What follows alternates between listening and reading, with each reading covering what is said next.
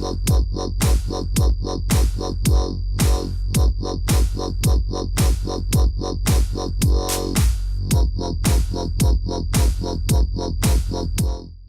return of director M. Night Shyamalan, or suffice it to say the various returns that have thus far plagued his career like drug addiction relapses, has become rather synonymous with the quality of his work over the last decade and a half. Every time a new Shyamalan movie would appear, it banked itself on the promise of some brand new foray into uncharted territory, but would ultimately fall back on the same plotting direction and stilted writing that worked perfectly well in the genre films it was made for, but in all other circumstances rendered the production a laughingstock. And that's why I think it's unfair to consider any of M. Night's movies to be a return to form. Not only should it be standard practice to ignore such buzzwords, capitalizing on the audience's supposed constructive incompetence when it comes to the medium, but it's also the fact that Shyamalan's form never really went away. It just wasn't very good to begin with, and the only environment in which it thrived just so happened to be the genre-specific niches into which The Sixth Sense and Unbreakable just so happened to fall. So when The Visit came out and people liked it somehow, it wasn't so much good art in a bad frame as it was decent art trying on more slutty dresses than your average Sex and the City episode. And in that respect, we now have Split, which I can say with confidence features M. Night's best twist yet. In the end, and despite all odds, the movie was actually good. Yeah, no kidding, folks. If anything, I'm just as surprised as you are. Coming off an unprecedented streak of unmitigated stinkers rivaled only by Gary Marshall and the collected works of Happy Madison, there was no logical reason for a movie like this to be anywhere near good, especially one where the trailers were so goddamn goofy. I mean, this premise was as ripe as it could get for an unintentionally comedic disaster on par with The Happening. Yet another child endangerment plot where a group of high school girls are kidnapped by a man with dissociative identity disorder and are forced to take part in some occultist ritual. I'd like to reiterate that this movie, a cheaply made, borderline exploitative shock piece produced by fucking Blumhouse of all people, is the one that turned out to be good. I'd ask what this world has come to, but I think we're all depressingly aware of the answer to that question by now. Anyways, the central character is Kevin, played by James McAvoy, a man with 23 alternate personalities who kidnaps 3 high school girls and periodically informs them of their role as sacrifices for an unknown ritual, the trappings of which are gradually revealed as the movie progresses, interlaced with exchanges between Kevin and his psychiatrist, and flashbacks from the perspective of one of the girls to contextualize her response to the situation. As to be expected, not everything is as it seems, and it's a race against time to figure out what is really going on before something really, really bad happens. As you probably garnered from the synopsis, Split is a very self-contained plot, with only 2 prominent settings outside of flashbacks, so the emphasis is on the suspense and the characters. And to the movie's credit, the suspense is probably the best part. The cinematography had a lot of very slow and subtle movement to it, and the production design was claustrophobic, and there were just enough elements intentionally left out of place for it to be at the same time familiar and highly unsettling. Some of the dialogue was a bit questionable as well, which I suppose is par for the course for Mr. Shyamalan.